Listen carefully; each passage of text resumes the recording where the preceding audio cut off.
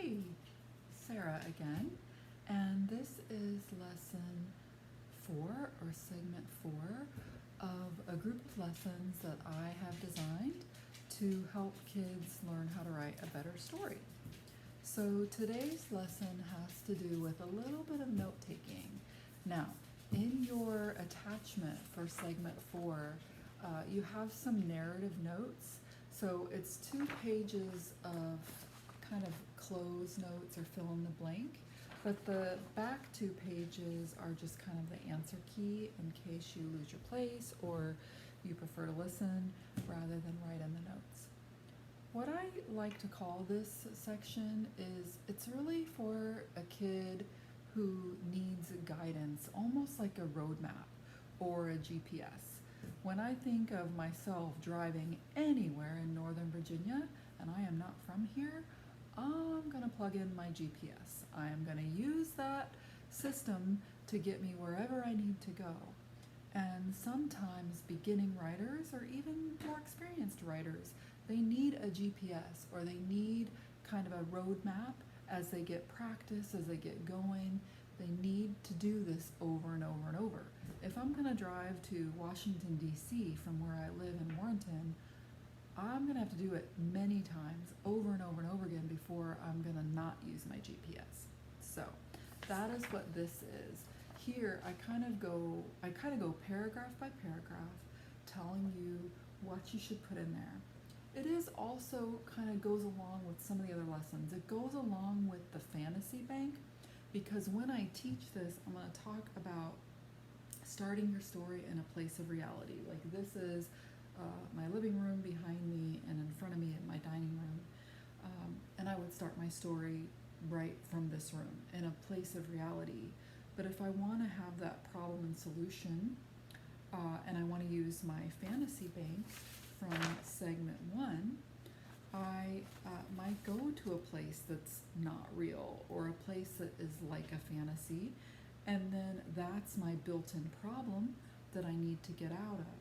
So in working my way through that problem and out of that problem, I have a bunch of different conflicts arising and I'm trying to solve them as I go. And then hopefully end up back in some type of reality. Now sometimes we have a story that is all fantasy, like in segment 2 when we did the story spine, I was talking to you about a snail named Lackadaisical Larry. Well, if my entire story is about Lackadaisical Larry, the whole entire story is in kind of a fantasy because it's talking animals or talking bugs. So, or you can write a story that is about real people. You know, some of my favorite books, Fish in a Tree, stories about kids or people with problems and they're solving their problems and you know, we're reading through and going page by page so we can see what happens and we can see how our characters end up. We can see how our characters change. So anyway, this is a lesson that you might find very useful if you're that kid or that person who just needs a little bit of a roadmap to get started. Once you practice this many, many times, this might be something that becomes very natural to you and you don't need it anymore. When I first start this with kids, I think of this as the beginning for them and I want them to rely on it and I want you to rely on it to give you experience and to give you practice. And then once you have that practice and you have that experience, you probably won't need this anymore. So I'm going to get started. I'm just going to take the notes with you and then I'm going to have you get ready to start doing some real writing on your own. I hope you enjoy. When I teach narrative, I'm really teaching you to write a story. Okay?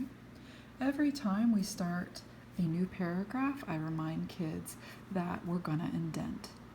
When we start with paragraph 1, I want you to attempt a 5-finger lead. There are so many ways to start a story. A 5-finger lead is just one of them, but if you start trying to do it, you're going to have those important elements. All right, so you can have I or your character, okay? I want you to put time and a 3-word combination.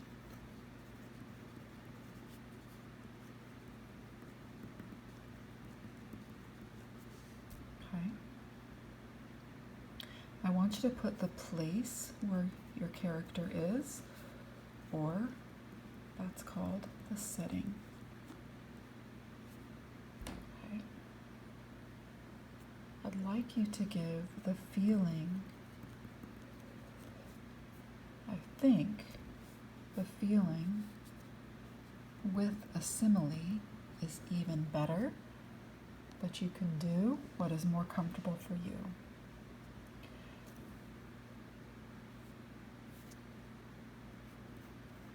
Repeat the topic and write a hook. And there you have paragraph 1. Okay, starting paragraph 2, again, reminding you to indent at the beginning of every paragraph. The advice here is start with a transition like first. Okay, the first thing that happened was. Sometimes kids learn to do this in a lot more of a subtle way, but in the beginning, it's good to help kids with the passage of time in a story. So just starting out something like the first thing that happened, okay? You're going to tell what happened before the main event. Okay, basically before your big problem. Basically, if you're starting your story in reality,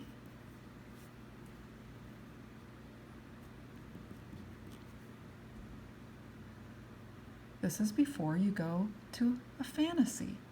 If your whole story is in reality, it's before your problem. If your whole story is fantasy, it's still before you get to the problem. Now, consider a flip-flopped sentence. Basically, that is a sentence where you start with a dependent clause followed by a comma and an independent clause. I just call it flip-flopped because that's how I teach it to young kids.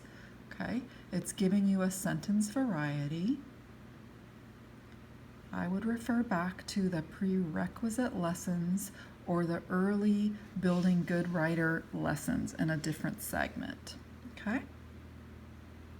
I say in each paragraph, try to use some figurative language. Try to use a simile. Or try to use a metaphor. Or if you know even more about figurative language, get fun, have fun with it. Use personification. Use hyperbole. Have fun in your writing. Any good book that you pick up is full of figurative language. And then one of my favorite things, we talked about this early on, was use at least one 3-word combination.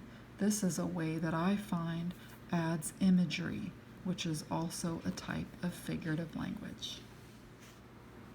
Okay, we're to paragraph 3, and I'm going to remind you to indent. I want you to start with a transition like next, or second, the next thing that happened, or then this is what happened. You are going to tell what happens in the main event. Okay? What is the problem? Or what is the crisis? You can consider this part fantasy if you're following the reality, fantasy, reality format. Okay? And again, consider a flip-flop sentence. Use at least one simile or metaphor. Okay? And use at least one 3-word combination. Let me talk 1 second about flip-flop sentences.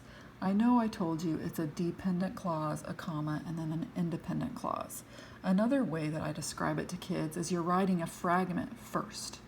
You're writing a fragment. So if you write a fragment or you say a fragment, the person's going to be waiting for you to finish because it's not going to make any sense. So sometimes if you start these sentences in words that end in ing, for example, walking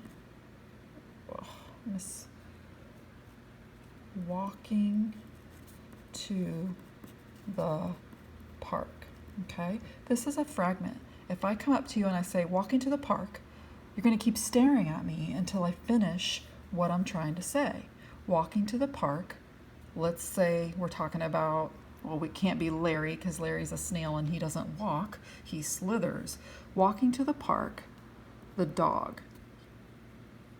Always start with the character after the comma. The dog smelled everything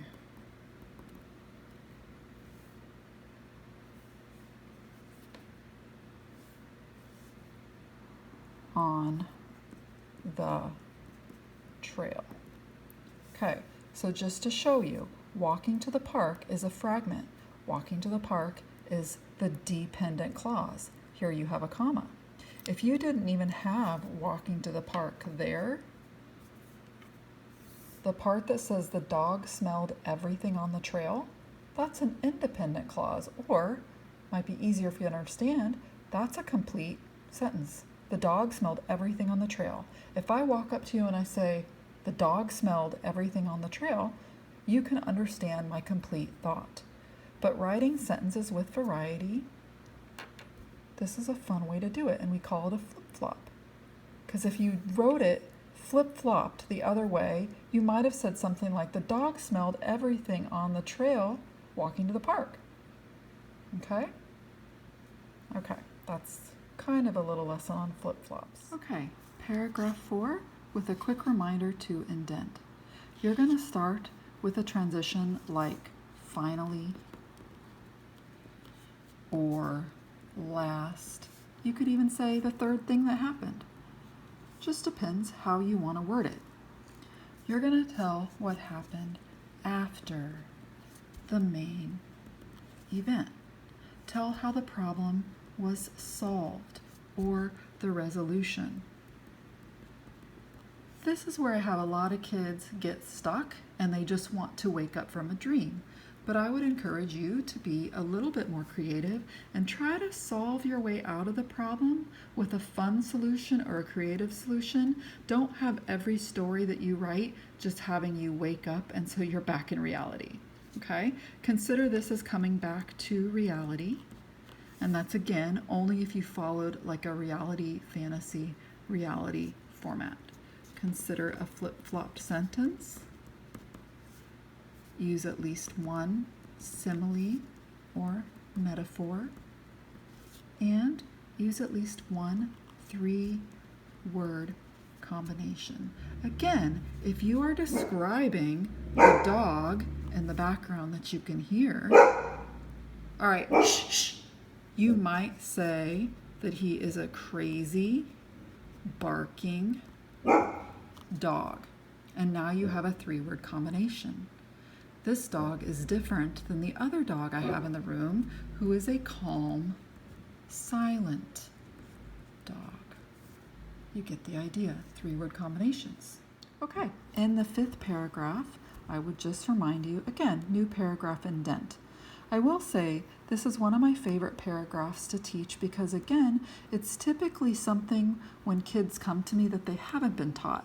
Younger kids have been taught to end their stories by just writing the words the end. Well, this gives you kind of a more concrete way to end and make it feel like your story is ending.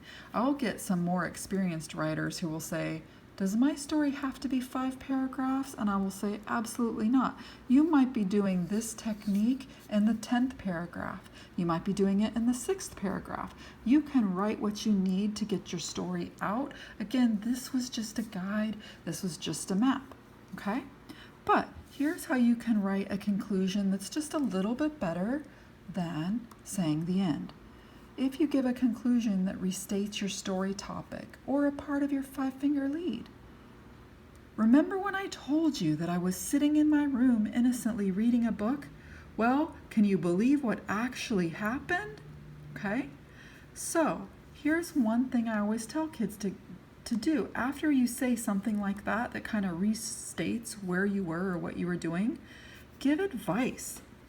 And you know why you give advice? Because every character in a story changes, or every character learns something. So, tell what you learned.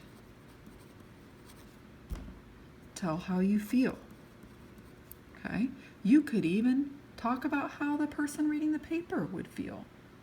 You're going to give them advice, right? So that's how you can wrap up a story. It doesn't have to be paragraph 5 when you wrap it up. You can write as many paragraphs as you want. I just always try to follow some of the good advice by giving your sentences some variety, by writing with figurative language, and by writing with imagery, turning a lot of your nouns into 3-word combinations. Okay? All right. One of the last things that I included in your attachment was something that's called a color rainbow.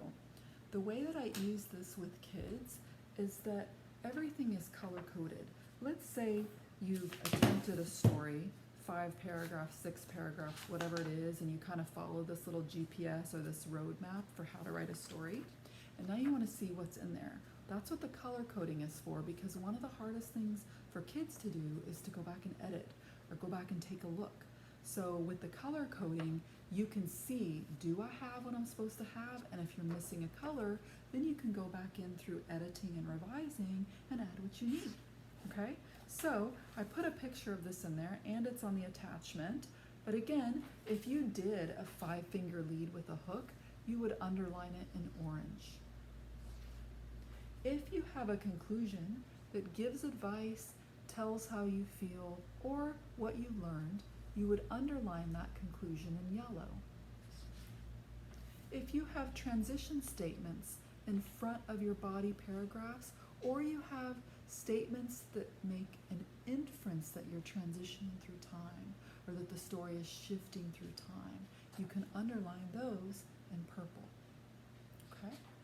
After that, I want you to give yourself a lot of credit in paragraphs 2 or 3, or if you don't have exactly 5 paragraphs, if you have a lot of paragraphs, if you have a clear indication of problem and solution, or conflict and resolution in your story, the stuff that makes us read it, you should give it a star. And because I didn't put the color on there, I don't know if the one that you have attached has the color. If it tells you the color, put that color star. If it doesn't tell you the color, just give yourself a star next to each transition or each problem. Same thing in paragraph 4, if the solution is clear. And you didn't just wake up from a dream, but maybe you did wake up from a dream, but it is your solution, it's your answer to the problem, give it 2 stars. Underline your similes or metaphors in red. Underline your 3-word combinations in blue. If you did any 3-word combinations with alliteration, for example, alliteration is when they all start with the same letter. So let's say you have frog, everything has to start with F. You could be fun, well, I'm drawing a blank. Fun, or foolishly fun frog. Everything starts with F, that's alliteration. Give it a double blue line, okay? If you have flip-flop sentences, underline them in green.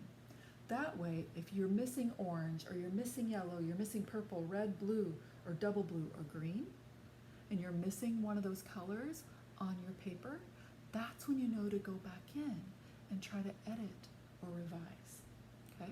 It's also fun if you have somebody at the house that can read something for you and help you find mistakes, help you find errors. You could always tell the person reading your story, this is what I want help with. I don't want you to tell me you hate it. I want you to tell me, are there spelling errors? Or I want you to tell me, is there alliteration, which is when something starts with the same letter. And have that person look for specific things for you that you want help with, okay? Have fun writing, guys. I can't wait to see what you come up with.